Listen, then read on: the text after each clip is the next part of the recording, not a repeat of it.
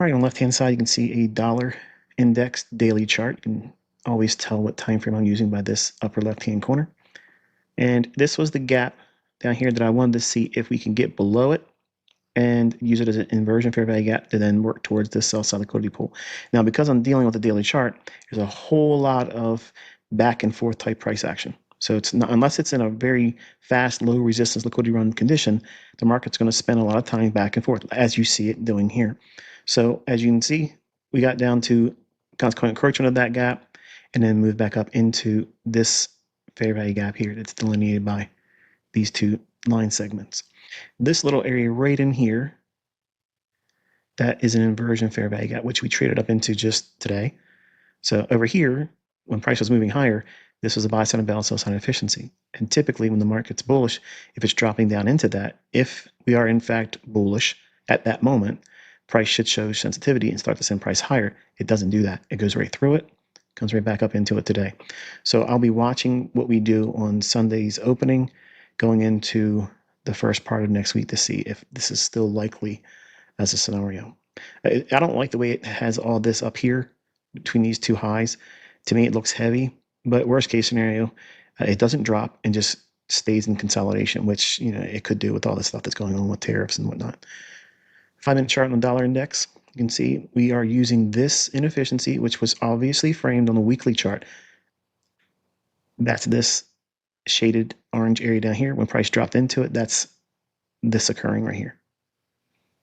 Right here on this candlestick. It opened, traded down, and sprung back up into this portion of that inefficiency. So think about it as this is the discount array, and this is the premium array.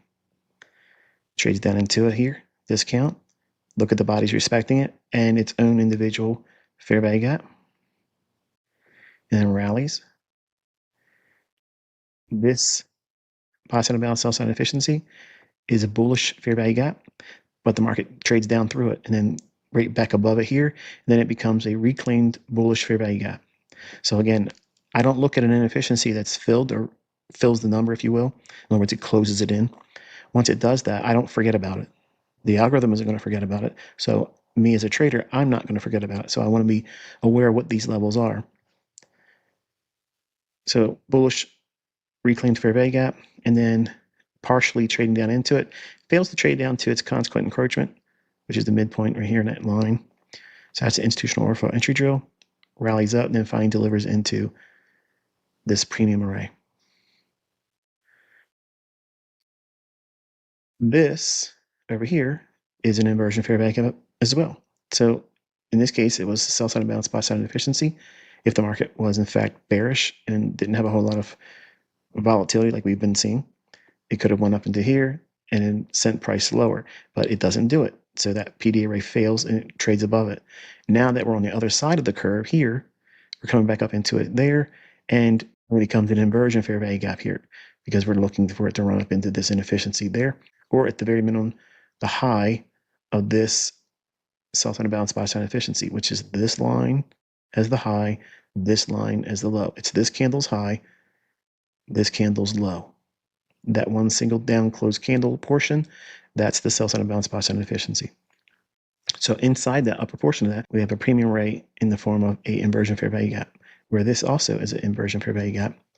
You can see how price runs from the low of this here, right on that candlestick's low, trade into it here, and then spring up through this inversion fair value gap, and then look at the body stopping right there in consequent encroachment of this. See the blue dashed line, or dotted line rather? That's the midpoint. That's what you're seeing here. It trades up to here, stops, goes down, goes above it, uses it as a discount array after wicking into this buy side imbalance, sell side efficiency, which is institutional order flow entry drill. Now go back, keep this in mind, okay? Keep this in mind, and then look at what it was doing over here too for this reclaimed bullish fair value gap. So there's a confluence of three things here: institutional order flow entry drill, consequent encroachment, failing to be traded to on a bullish fair value gap that's being reclaimed, and then you're seeing that institutional order flow entry drill, and we're in the lower quadrant of this inversion fair value gap on the daily chart. And the bodies are supporting the idea that it's bullish. Why? Because this candle, when it wicked down into it, look where it stopped. The midpoint or consequent encouragement of this inversion fair value gap on the daily chart. Then it price sent it up into the premium array, seen inside the high end of this sell side bounce buy side efficiency in the form of an inversion fair value gap. All right, we're going to segue right into the British pound versus the US dollar currency pair and the lecture. So we have the 15-minute time frame, pound dollar, 15-minute time frame. We have a sell side unbalanced buy side efficiency. It's a SIBI. It's a fair value gap, but it's classified as a SIBI because it's a down closed candle. This candle sticks low, and this candle sticks high. And the candle prior to that is this one singular long down close portion. That is sell side imbalance. It's inefficient because it doesn't have price being delivered in that same range defined by this candlestick's low and this candlestick's high. So we're going to look inside this area right here. I'm going to give you the highest tier of understanding order flow. So we're going to dive into that now. Left-hand side, 5-minute chart. Right-hand side, 1-minute chart. So on the left-hand side, you can see how during the non-farm payroll, which you should not have been trying to trade, by the way, because NFP is what it stands for. It's non-farm payroll. It's the employment data. But around here, we refer to it as not for professionals. So the market opens up, does its circus act, and runs right up into an inversion fair value gap on the 15-minute time frame. You know this gap because of what I was covering so far this week. It just reversed its role because we were below it, came up, hit it as an inversion fair value gap. That's probably random. And then trades lower. And then one more time, we drive right back up into the lower quadrant of this gap, which is the wick. The market rolls over and creates this inefficiency on the 15-minute time frame. But you notice that it doesn't look the same as it did on the 15-minute time frame, because it looks like we opened here, traded down, then opened here, went down a little bit, and then opened here and went down. So how's that an inefficiency here? Wouldn't it just be this portion as the inefficiency? Well, on the 5-minute chart it is, but we're looking at it from a price delivery continuum. Okay, so what I constantly do is I'm going through time frames. Every single time that we close 1 full hour trading at the top of every 60 minutes, I'm referring back to the hourly chart. I want to get a feel for where we're at. Was there any inefficiencies? Is it respecting any inefficiencies? Is it aiming for buy side or sell side that is on that time frame? I'm not living on the 60-minute chart. I'm just referring to it at the top of the hour every single time we get a new hour start. Every 15-minute time frame, the same thing. Every single time we close a 15-minute interval, I'm going back to the 15-minute time frame and I'm cycling through that information that's on that chart. And imagine what we just did, showed the 15-minute time frame and then dropping back from the 15 down to the 5-minute chart.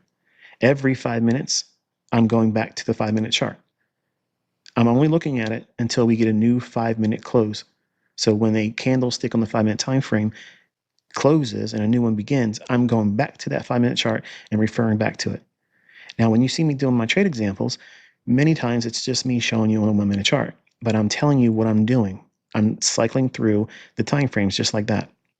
So that is my price delivery continuum theory. It means I'm constantly cycling through all those time frames. It's not top-down analysis. It's cycling through continuously looking for algorithmic PD arrays where price is going to respect to a degree and then maybe fail, and that gives me information. I'm constantly feeding my attention with these things that are on these specific time frames.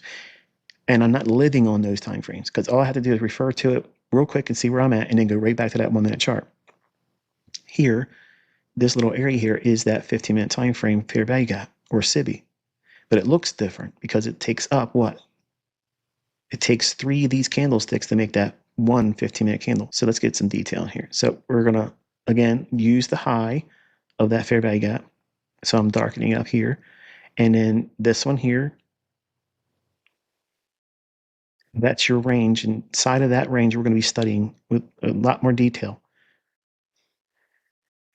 With both of these levels now understood that that's the 15-minute time frames high and low of its fair value gap, or SIBI, look over here on the 1-minute chart. So we watched at the beginning of the discussion on pound dollar, I showed you the 15-minute time frame and the very specific fair value gap.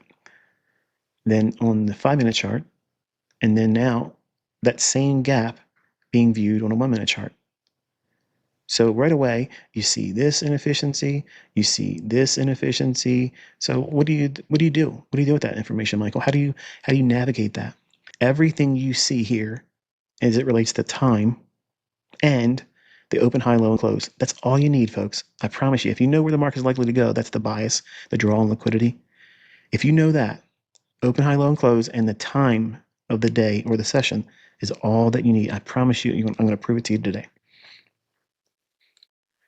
So what we have here is this shaded area from this candlestick's low and this candlestick's high. That is the basis of that 15-minute fair value gap, but it's being shown on a 5-minute chart here. So if we look at that same range on the 1-minute chart, there's some characteristics in here that I want you to notice. Now, I've spoken on this before, but I kind of want to bring everything together and synergize everything so that way you can see how the algorithm fires off and refers back to these price points.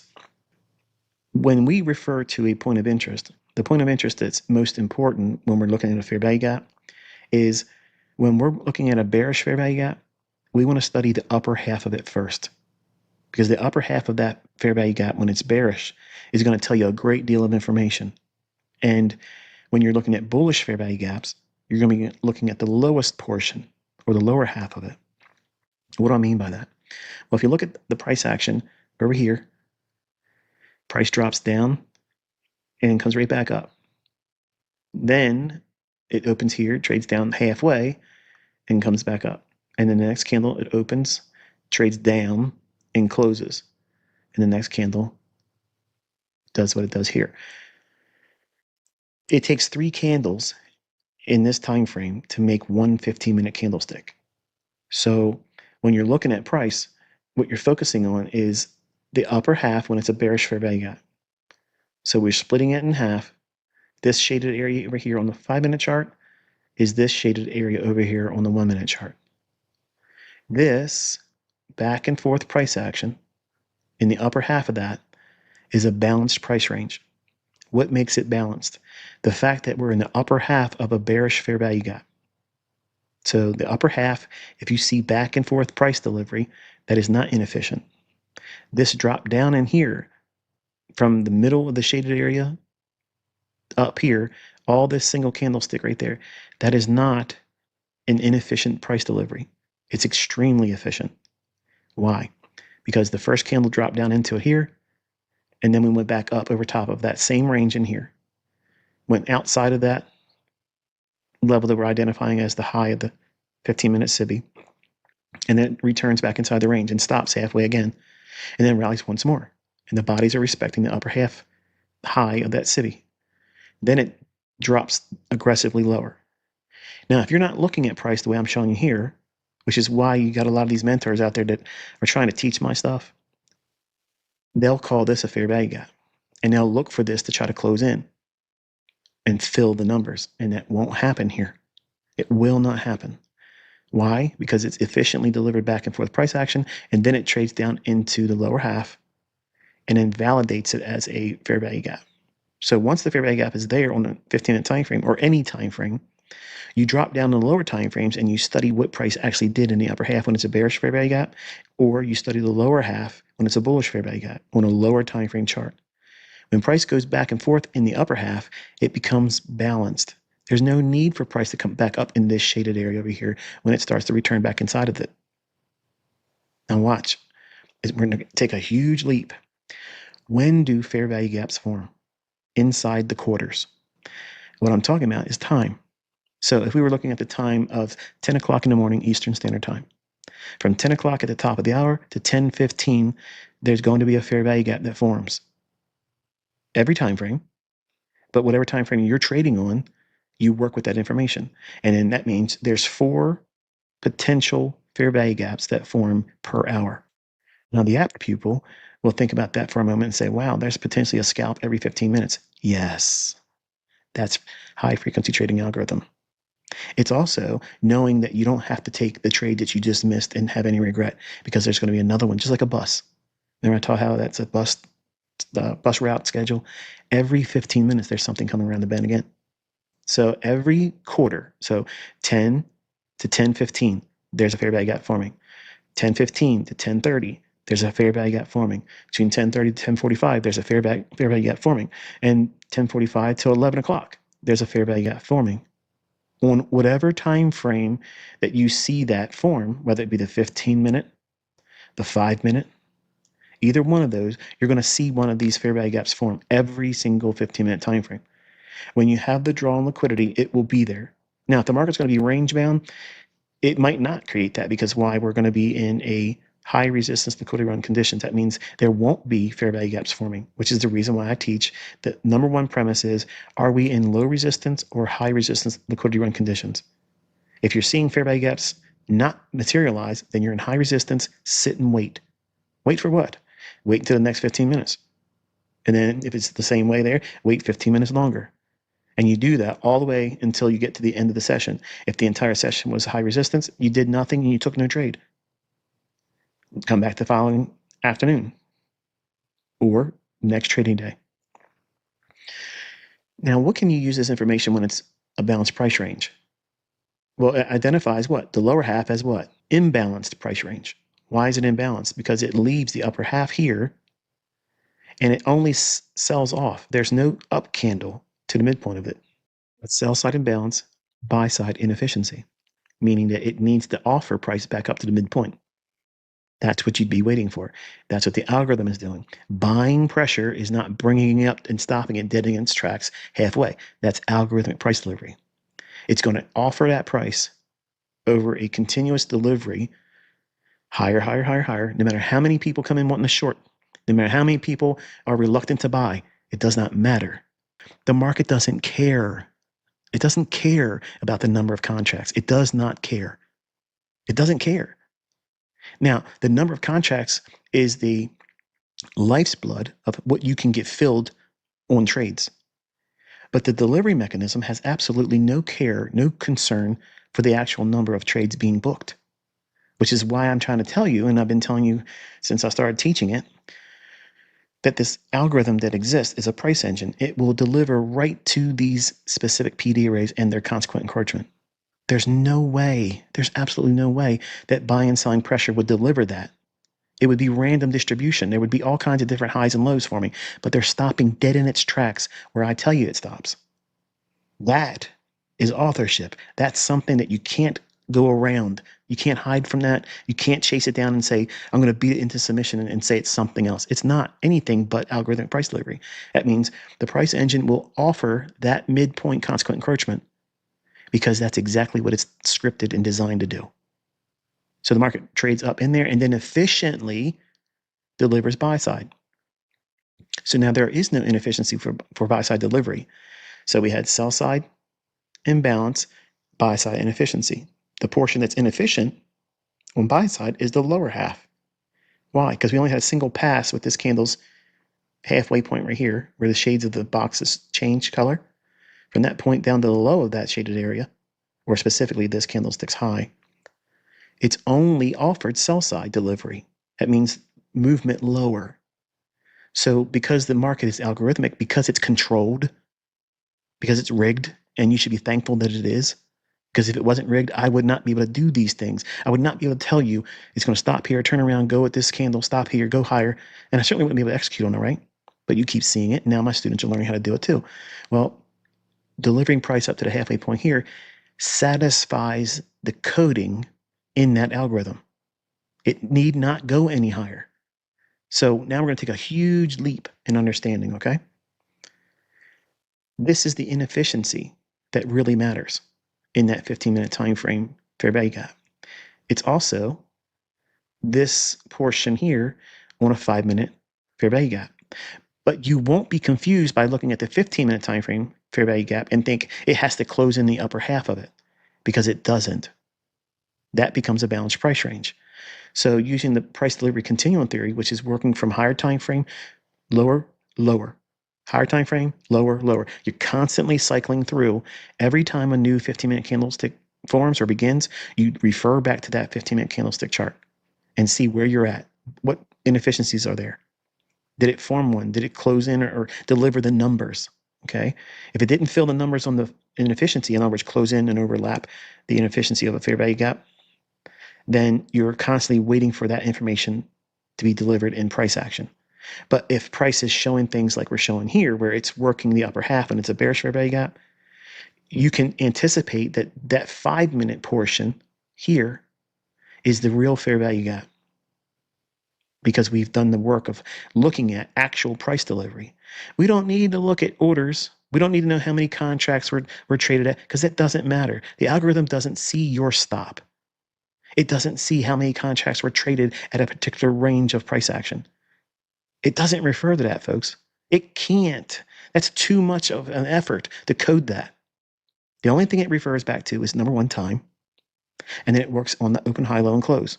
It only uses the open, high, low, and close on a time-based delivery, okay? So let's take a huge leap forward from this. This portion, it's not gonna close in. It's not gonna overlap that portion. It's not going to fill the numbers on the upper half of that bearish fair value gap. Now, if it's not gonna do that, folks, on a 15-minute time frame, what does it make it? What can you do with that information? Number one, it helps you with stop placement. Your stop can be in the upper quadrant of that known area right there, because that's not likely to fill. A more conservative approach would be put your stop loss just above that shaded area here. Upper quadrant is fine. Consequent encroachment, I wouldn't do that. It's a little too close and the spread might get you, because we allow the wicks to do damage. But if we were to get stopped out using this information, as long as we traded back up into the lower half of this portion, it should not offer the filling of the numbers. That means the upper half of that 15-minute time frame's fair value gap. I would re-enter the short and place the stop loss again in the upper quadrant of it, or just above the high, with half the number of contracts that I just took. Okay, so now we've covered stop loss placement. We understand how to properly handle inefficiencies when they're bullish or bearish. I told you when they form. Every single 15-minute time, every interval of 15 minutes, there's one forming. From the 15-minute into the 5-minute, back and forth, you're going to cycle through there every 15 minutes. Here's the thing that you need to have in your notes now. If you're noticing that it's not happening, if it's not forming one in the 15-minute chart or the 5-minute chart, then you're in high resistance liquidity run conditions and you need to sit still. Wait for that 15 to 5 minute to shift into where they're offering fair value gaps. It need not trade into the fair value gap in that 15-minute interval of time. It just means that you have to see them forming, because that's the algorithm posting little areas where it's going to refer back to later on. It's like you see a bus stop that you need to get a bus ride at, and you're walking to the bus stop, but you know you're not going to make it in time. Okay, well, you're heading that direction to the bus stop because you know in 15 minutes it's likely to have another bus come there and you can get on a ride on that. You see how that absolutely removes the FOMO? Like, there's no reason for you to fear missing a move. There's no reason for you to be obsessively worrying about, are you going to find a trade setup today? I know I'm going to find one every day, but I demand that it's in a low resistance liquidity run condition for me to trade every single session, every single day. I can trade every single 60-minute candlestick, okay? Because I have 4 opportunities to do something. Aim for a fair value gap or use the fair value gap that's formed. In one of those 15-minute time frames, in terms of time, I have an opportunity forming. I have an opportunity presented to me. Now, it may not engage the fair value gap that it formed in the previous 15-minute time frame. That's fine. I'm waiting for one where everything lines up. Now, what does that mean? Well, if we look for setups that are drawing towards a buy side liquidity, then I'm going to be looking for fair value gaps that are bullish. Or I want to see bearish fair value gaps fail and then become inversion fair value gaps. See the logic there? That's not complicated. It's absolutely not complicated. But I understand if you're new, if you haven't really spent that much time with my concepts, this still sounds like a foreign language to you. And I understand, but the people that have been studying for a while with me, their gears are turning right now. They're literally chomping at the bit. They can't wait until Monday now. So, and that's good. That's what I want. I want you to be excited about learning. I want you to be engaged. Okay. If you're not engaged, you won't be happy about what you're studying, and you won't be inspired to continue doing it, because it's going to be hard work despite what I'm making it sound like here. But if we know that this is not going to fill the numbers, that means close in the gap portion on here on the 1-minute chart. What does that make it? It makes it a breakaway gap. It's not likely to fill. So when you watch me in my executions and I'm recording annotations and such, I'm explaining to you with real-time observation that I believe that that portion should stay open. And if it does, it's a breakaway gap, meaning that we're going to likely see a lot of movement lower. And look what it did here. And when do you have all these things come together as a perfect blue ribbon recipe for a trade setup or idea that isn't so high order odds in your favor? What do we utilize there to kind of facilitate that? My macro time, 10:50 a.m. to 11:10 macro. Hello, southbound train, baby. Left closed candles consecutively are a bearish order block. That's not a supply zone. Okay, it's the change in the state of delivery, which is the lowest opening price of these consecutive candlesticks. It's inside of this portion of what? The lower half of that 15-minute time frame fair value gap. That's the only portion it needs to trade to. So now look at all the confluences. This portion is balanced. This portion is imbalanced. It's inefficient with buy side. This buy side offered here is perfect delivery. And you have the change in the state of delivery here. At the time that the algorithm will fire off and start offering lower prices, regardless of how many people want to buy it, it does not matter how many people are short selling it either. That's why you have markets that have very low volume, but you see huge candlesticks, and they'll say, oh, the market's just running out of buyers. That's not what it is. The algorithm is offering prices lower, skipping big time, just running down there.